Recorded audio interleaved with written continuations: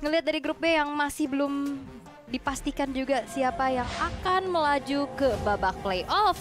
Kita lihat sama-sama di hari terakhir, match terakhir juga fase grup dari Snapdragon Pro Series Season 6. Yap, ini dia Onyx Esports yang akan berjumpa dengan RRQ Hoshi.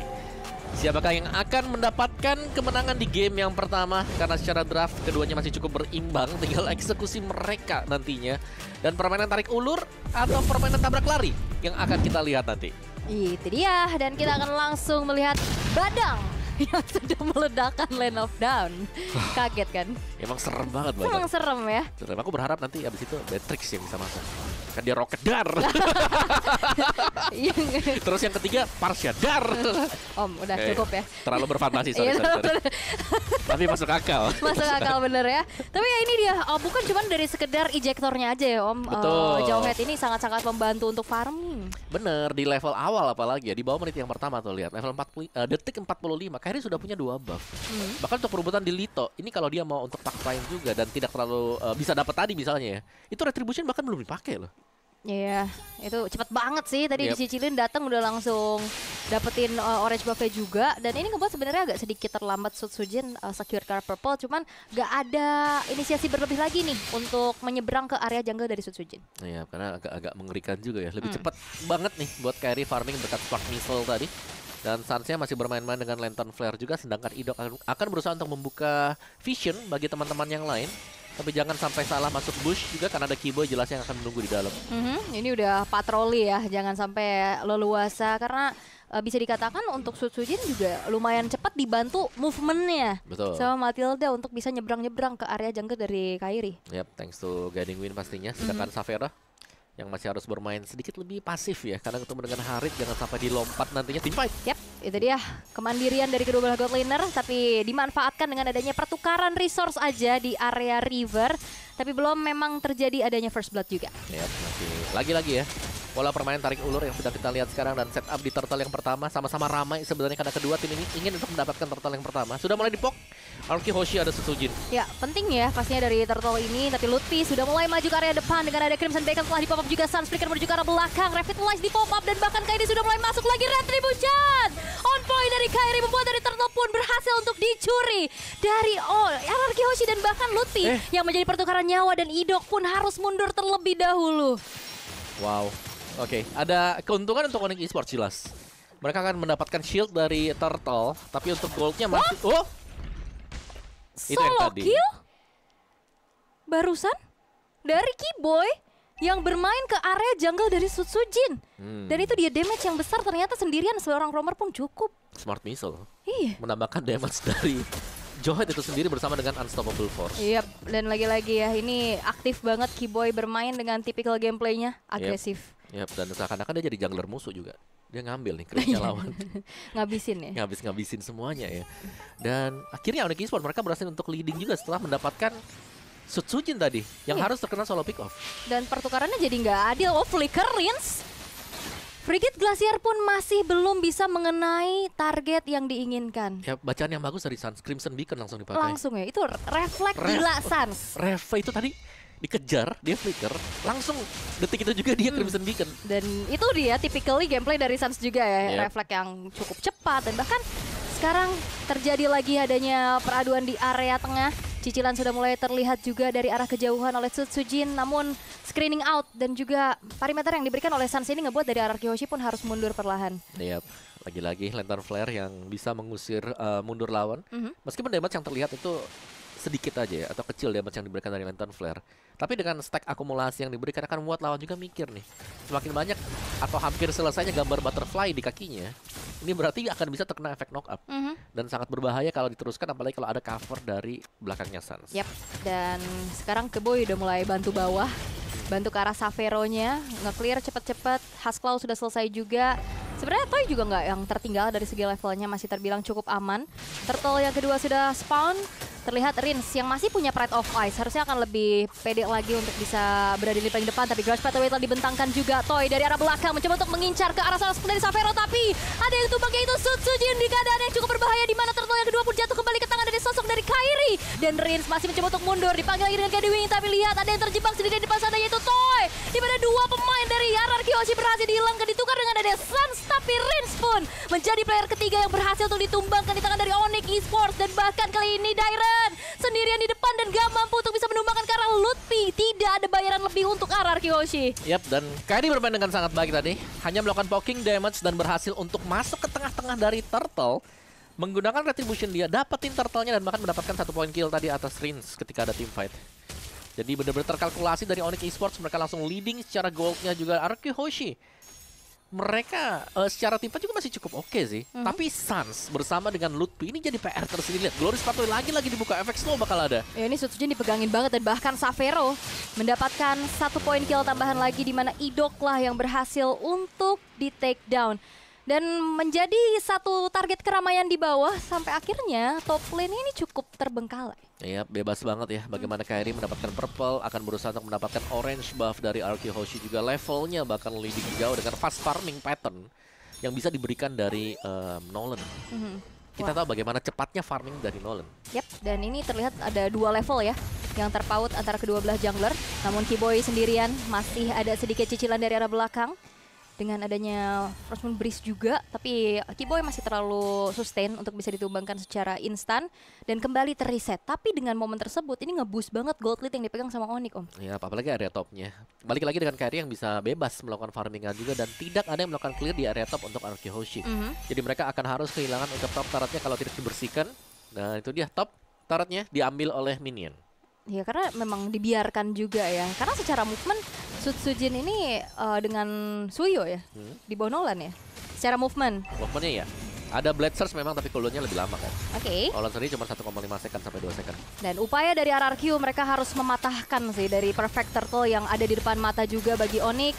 Karena sepertinya akan direlakan saja melihat Sutsujinnya pun masih bergerak di arah top. Dan bahkan Purple Buff ini bakal di-invade lanjut lagi oleh Onyx Esports sehingga resource dari Sutsujin akan semakin tipis. Dan Ido kali ini terpaksa harus mengeluarkan flicker untuk mundur terlebih dahulu. Ada yang terjebak di depan sana di mana sosok dari Savero yang akhirnya pun berhasil untuk ditumbangkan. Terkena efek frost di mana Lutfi bakal coba untuk dikejar kembali. Dan bahkan Lutfinya satu hit terakhir diselamatkan dengan adanya ejector dari Kiboy dan bahkan Rinsnya pun menjadi pertukaran nyawa. Kairi mencoba untuk mengincar lagi dengan adanya fracture, tapi belum ada yang tumbang.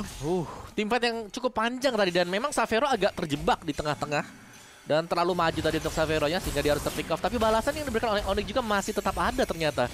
Penyelamatan dari Kiboy yang sangat manis sekali. Kairi lagi-lagi masuk ke Retribution. Idok sudah tidak ada flicker dan juga guiding wind. Sehingga akhirnya pun berhasil untuk di-burst secara instan oleh Kairi. Ya, sangat cepat sekali ya. Dengan bantuan Retribution pastinya akan mempercepat lagi untuk masuknya seluruh damage yang diberikan dari Fracture. Dan ditunggu ternyata di setup itu Sutsujin sudah pakai skill. Apakah akan ada solo kill kali ini? Sutsujin menghilang, unstoppable. Hadir dari Kairi. Wow, menyadari memang tidak ada Retribution. Jadi ya Kairi hanya menunggu dan menjadikan orange buff untuk sebagai bait. Dan tadi kita melihat ketika Blade Surge sudah dipakai semua skillnya, barulah Kairi keluar. Wah, timing ya. Ya, timing free orange buff, free segalanya. Sekarang Kairi sedang unggul jauh dibandingkan dengan Sutsujin. Dan dalam keadaan under gini, PR Idok jadi banyak banget ya. Dia harus backup, dia harus bisa bantu buka vision juga. Karena kayak tadi kan bener-bener ya udah, siapa sangka gitu ada di situ. Kosong ya. Iya. Sangat-sangat kosong sekali juga. Oke, orange buff masih akan diberikan kepada Sutsujin. Masih ada chance, tapi untuk Lord yang pertama ini akan sedikit lebih sulit untuk RRQ Hoshi kalau mau mendapatkan Lord ini. Kecuali mereka bisa melakukan steal ya. Atau berusaha untuk masuk menabrak ketika ada usaha pengambilan dari Lord yang pertama. Oke. Tapi ini jangan remehkan juga zoning-zoning dari Chushin ya. Yang bahkan ini nyicil juga terus-menerus. Apalagi Glowing One-nya harusnya udah selesai.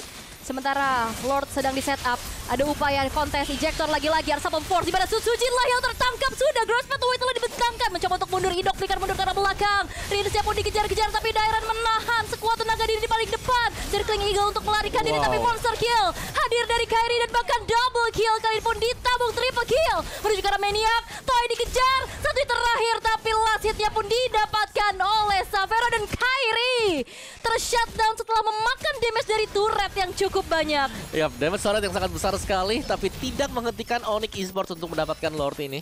Karena sangat bebas sekali dengan tumbangnya satu persatu pemain-pemain dari RRQ Hoshi. Dan bisa dibilang mereka terkena team wipe tadi. Semuanya tersapu oleh Onyx Esports. Dimulai dari Sutsujin terlebih dahulu, yang full fracture-nya masuk ke tengah-tengah badan dia. Pertama kelempar dulu kan. Langsung fracture. Langsung di fracture. Apalagi udah snowball banget keadaannya. Tapi shutdown tadi lumayan banget sih. Betul. Ngebuat dari Kairi yang udah dapetin 8 poin kill ter-shutdown. Itu Savero 7.600, 8.100. Oke. Jungler dan juga Goldman Onyx Esports ini sudah cukup menyelesaikan item-itemnya juga. Jadi sehingga kita melihat bagaimana tim fight ini pasti akan dipaksakan oleh Onyx Esports. Selain dari dipaksakan untuk bisa mendekat ke arah pemain dari Onyx Esports akan sangat sulit karena ada Suns dengan Chushin-nya. Ini dia sangat sustain. Belum lagi dengan Crimson Beacon akan menambahkan lagi efek shield, diangkat, diturunin, efek slow, membuat Dairen bersama dengan Sutujin ini tidak akan nyaman selama Suns masih ada. Dan itu dia ya, tugas dari frontliner tuh PR banget ketemu sama Chushin. Betul. Diangkat ya, walaupun kalau ngeliat dari Dairen KDA-nya masih cukup terjaga ya. Betul. Di 212. Tapi Rins harus tumbang seketika dan Suns sekarang sudah mengantongi satu buah purple buff, Om. Ya, dan ini cukup berbahaya. Dan Suns dengan purple buff itu bisa lantern flare terus-terusan. Glorious Pathway. Setelah dibentangkan juga masuk melalui adanya base turret di bottom lane. Idok mencoba mengeluarkan circling eagle untuk mengusir mundur pemain-pemain dari Onyx Esports. Namun upaya pun berhasil untuk mengclear ke arah Lordnya sehingga menjaga satu buah base turret pun tidak berhasil dihancurkan. Oke, dan mid turret akan menjadi fokus untuk Onyx Esports dapatkan sekarang. Mereka punya satu buah wave untuk diamankan juga dan lihat Suns bermain dengan sangat nakal sekali di depan base dari Arkehoshi. Yap. Dan masih ada pasif juga sebenarnya di arah tengah yang ke-trigger. Pinter, dilempar biar ke-trigger. Dilempar. Daripada dipecahin semuanya, dilempar aja. Walaupun bentar lagi udah menit 12 ya. Tapi lumayan lah ya, trigger-trigger lagi. Dan Kairi, Heptasis, Om. Heptasis. Ya, mengincar penetration juga, gak ada masalah untuk Heptasis. Barang yang sering diabaikan sebenarnya ya, tapi Heptasis sendiri kan ada tambahan HP yang cukup membantu lah, terutama untuk di mid game seperti ini dan efek-efek penetration tambahan juga. 50 second, seharusnya ini akan menjadi Lord yang akan coba untuk diambil lagi oleh Onyx Esports karena mereka sedang melakukan setup itu juga. Cuman permasalahan Arkehoshi ini, kita selalu melihat Lutfi ini bisa melakukan zoning selalu. Dia bakal ngebuka Glorious Pathway kalau ada yang mau nabrak atau ada yang kelihatan muncul aja nih. Itu untuk memancing penggunaan dari Flicker. Yap. Walaupun sebenarnya mungkin niatnya bukan mau engage ya. Nggak mau. Ya cuman kayak ngebait aja, ngasih pressure. Kali ini Suns harus mundur perlahan tapi lihat bagaimana superiornya itu dia fracture. Dikombinasikan dengan lantern flare yang membuat sosok dari Dairen pun harus menghilang seketika, bahkan mengeluarkan revitalize pun tidak sempat. Nah ya, terbanting, knock up, knockdown, fracture langsung selesai karena memang lagi menang item sangat-sangat jauh sekali ya. Melihat damage leaderboard juga Kairi sangat unggul bersama dengan Suns. Yang dimana kita tahu bagaimana lantern flare, damage itu kecil. Tapi lihat itu damage karena kecil tapi banyak tim atau banyak hero yang sedang berkumpul di satu titik. Yang mau akhirnya ya kelihatan sangat-sangat besar sekali tadi damage dari Suns. Dan juga Dairen ini item defense-nya kayaknya masih belum cukup ya untuk bisa nahan damage karena ya dia satu-satunya nggak sih badan bagi RRQ karena mengingat dari roamernya juga tipikal yang support. Dan akhirnya Lord bisa didapatkan pula oleh Onyx Esports tanpa adanya gangguan sama sekali setelah screening out yang dilakukan oleh Suns dan Keyboy beserta Lutfi juga ini ngebuat dari RRQ Hoshi pun terisolasi di dalam zona defense mereka. Ya, mereka belum bisa keluar ya. Dan ini akan di freeze dulu untuk minionnya. Jadi mereka lebih aman nantinya ya, tidak perlu keluar terlalu jauh juga. Sedangkan Toy ini masih butuh item sepertinya. Belum bisa ngedeliver damage magic yang diharapkan untuk Harit itu sendiri. Dan ada lantern flare buat Suns. Ada wishing lantern untuk flare.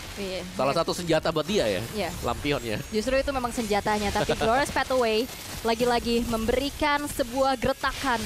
RRQ Hoshi mereka masih bisa mempertahankan satu buah base turret mereka di arah tengah, namun Lord in Hands ini akan langsung tabrak masuk ke dalam base turret di arah bottom lane-nya pula. Tapi seenggaknya ini perlahan-lahan clear atas dan clear tengahnya ngebuat gak ada tree push bagi Onyx. Oke, ada Twilight Armor juga yang sudah dibuat dengan Lutfi ya. Jadi tetap bermain dengan semestinya mungkin untuk Onyx Esports. Mereka tidak terlalu menabrak juga, kecuali sekarang nih. Kalau ada Glorious Pathway mungkin dibuka, tidak ada Glorious Pathway. Tidak ada Glorious Pathway, tapi itu dia yang baru saja dibuka. Terlihat ada yang mengejar ke lini depan, di mana Dairen yang justru hanya menyerahkan nyawanya direnggut di lini paling depan, di mana Sutsujin mencoba untuk mundur terlebih dahulu. RRQ Hoshi mereka kehilangan dua pemain mereka. Dipaksa untuk mundur lagi dan lagi karena sekarang satu persatu base turret pun sudah mulai dilucuti. Pertukaran yang diharapkan oleh RRQ Hoshi ada, tapi tidak ada sama sekali.